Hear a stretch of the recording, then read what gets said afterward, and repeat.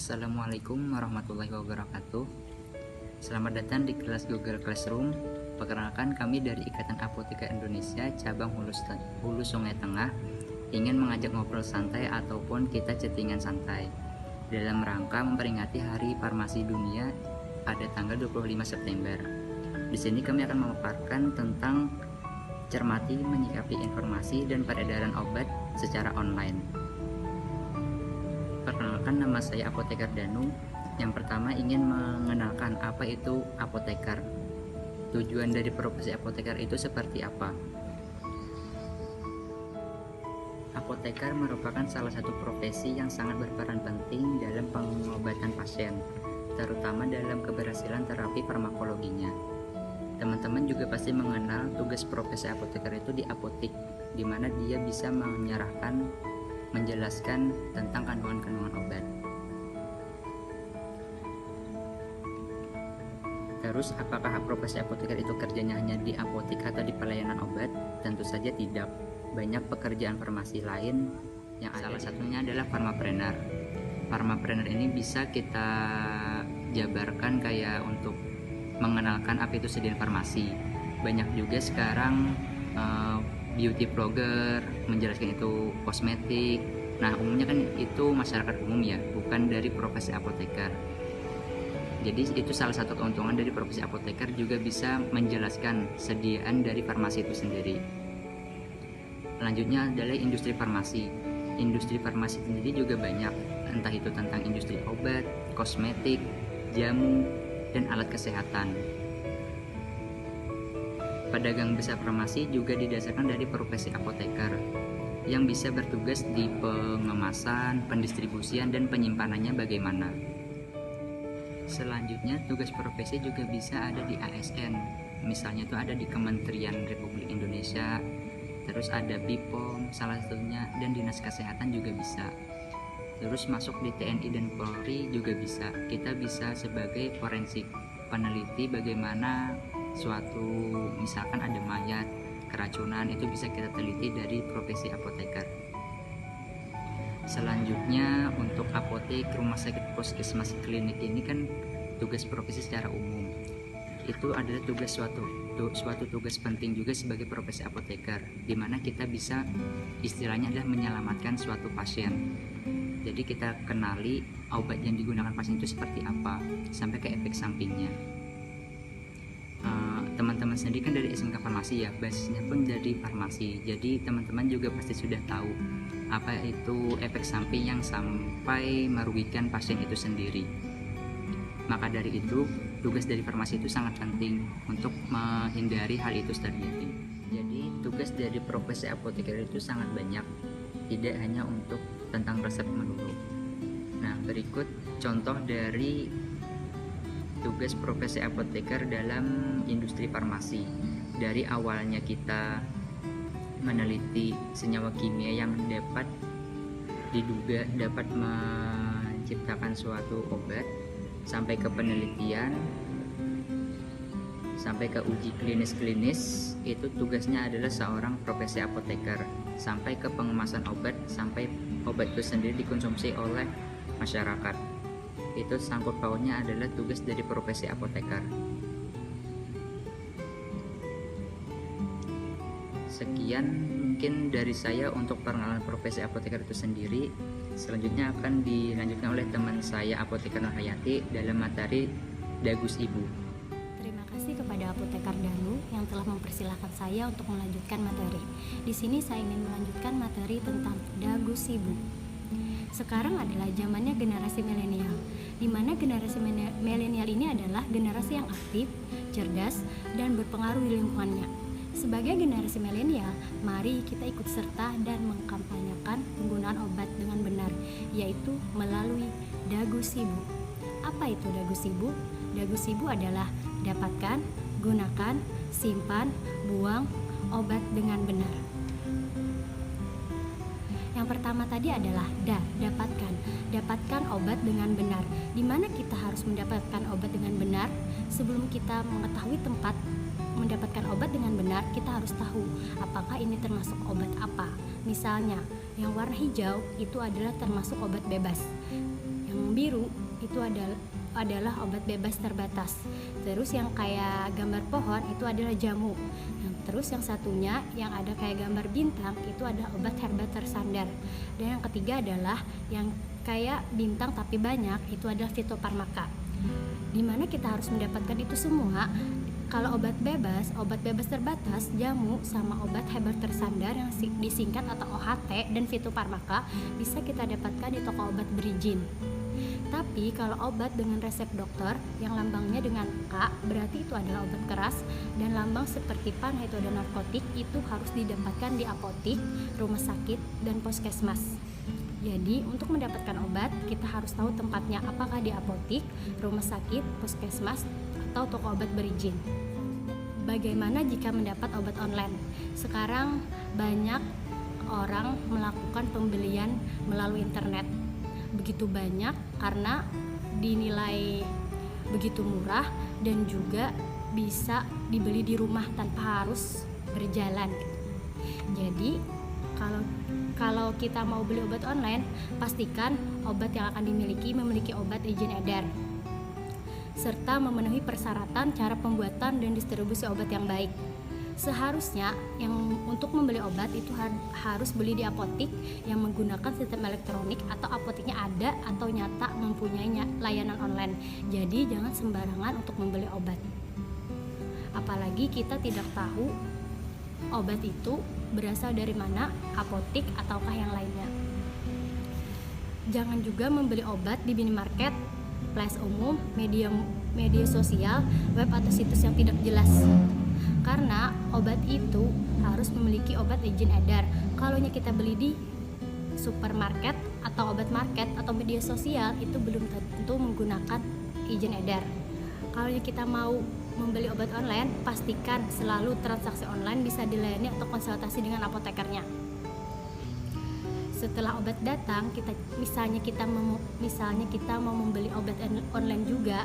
Kalau obatnya datang, kita harus cek kemasan, label, izin edar, sama kadaluarsa. Tapi yang seharusnya untuk mendapatkan obat langsung di apotik, dan biasanya di apotik sudah ada apotekernya yang melakukan pelayanan yang terbaik. Selanjutnya, apa itu? Gu itu adalah gunakan obat dengan benar. Bagaimana cara menggunakan obat dengan benar? Sebelum menggunakan obat, kita harus tahu informasi obat. Di mana kita dapat informasi obat? Yaitu melalui apoteker. Setelah kita bertemu apoteker, maka tanyakan 5O. Apa itu 5O? Obat ini apa nama dan kandungannya? Yang kedua, obat ini apa khasiatnya? Yang ketiga, obat ini berapa dosisnya? Yang keempat, obat ini bagaimana cara menggunakannya? Yang kelima, obat ini apakah efek sampingnya? Dari tanya 5O itu, yang mempelajari tentang obat hanyalah apoteker. Jadi kalau kalian mau tanya 5O, sebaiknya kepada apoteker. Selanjutnya adalah C itu adalah simpanlah obat sesuai dengan petunjuk yang tertera di kemasannya. Biasanya di kemasan obat ada petunjuk di mana kita harus menyimpan obat. Atau simpanlah obat di lemari atau kotak obat, bisa juga menggunakan wadah atau toples bersih dan kering.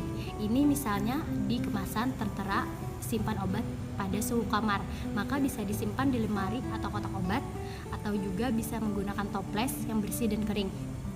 Jadi dalam hal untuk menyimpan obat, kita harus memperhatikan kondisi suhunya, hindari dari panas maupun cahaya langsung, jauhkan dari jangkauan anak-anak, tidak selalu disimpan di lemari es.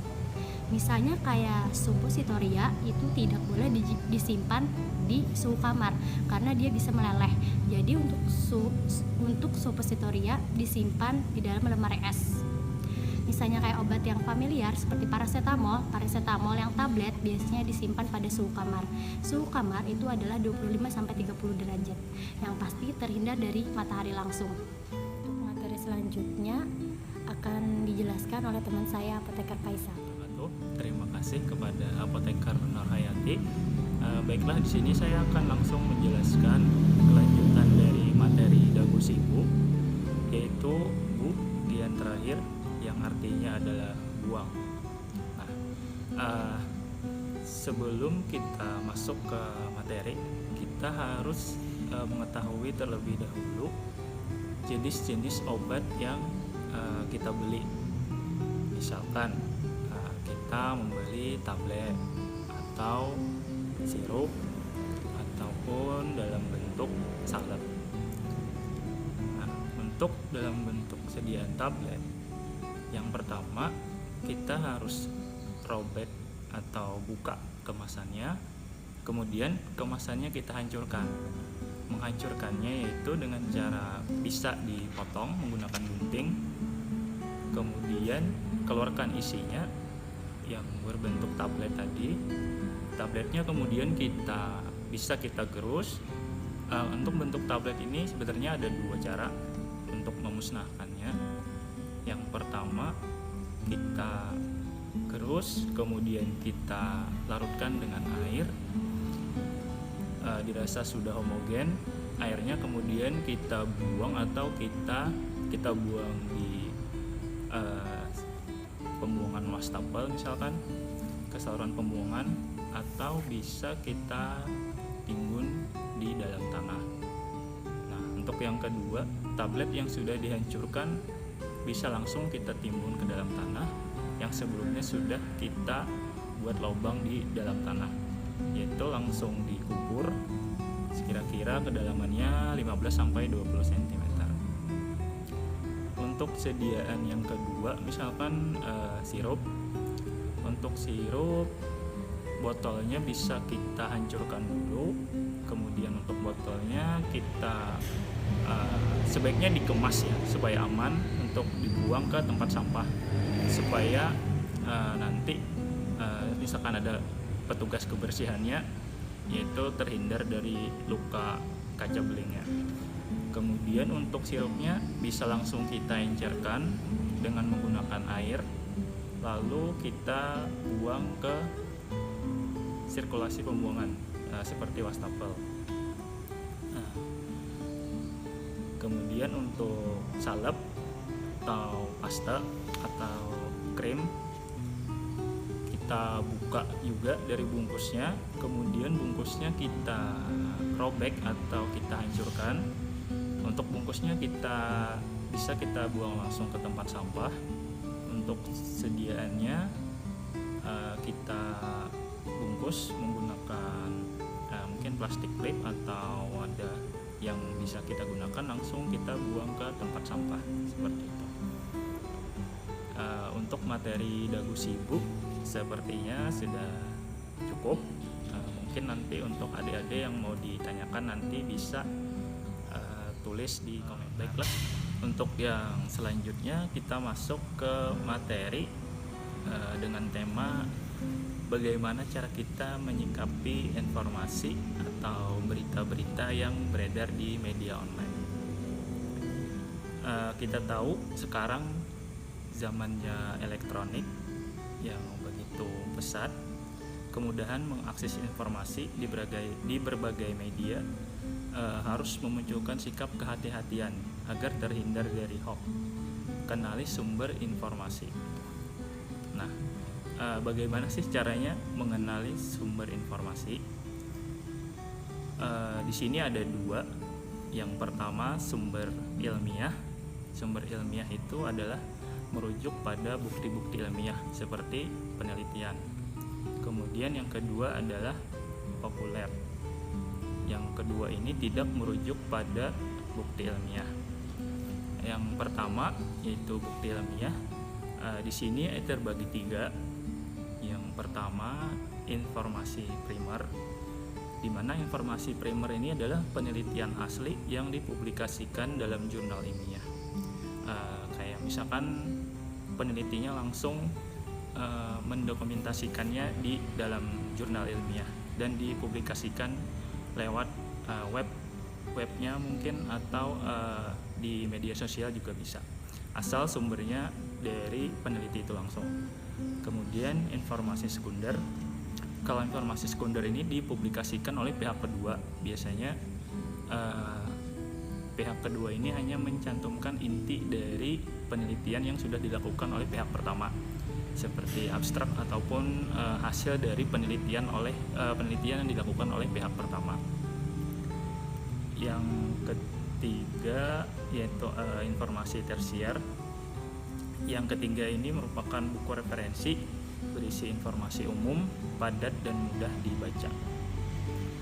Kita masuk yang sumber informasi yang kedua, yaitu sumber informasi populer, di mana contohnya ini adalah berbagai media massa, media cetak, elektronik, dan termasuk media sosial. Baiklah, yang selanjutnya yaitu bagaimana sikap kita khususnya farmasi dalam menyikapi informasi yang beredar di masyarakat atau di media sosial. Di sini ada beberapa cara kita dalam menanggapi informasi ataupun berita yang beredar di media sosial. Yang pertama, pastikan sumber aslinya, apakah resmi dan terdaftar atau tidak. Yang kedua, kompeten tidaknya yang menulis atau yang memberikan informasi. Misalkan kita bisa mengambil informasi dari apoteker itu sendiri ataupun dari tenaga medis atau tenaga kesehatan lainnya seperti dokter, perawat, dan tenaga kesehatan lainnya.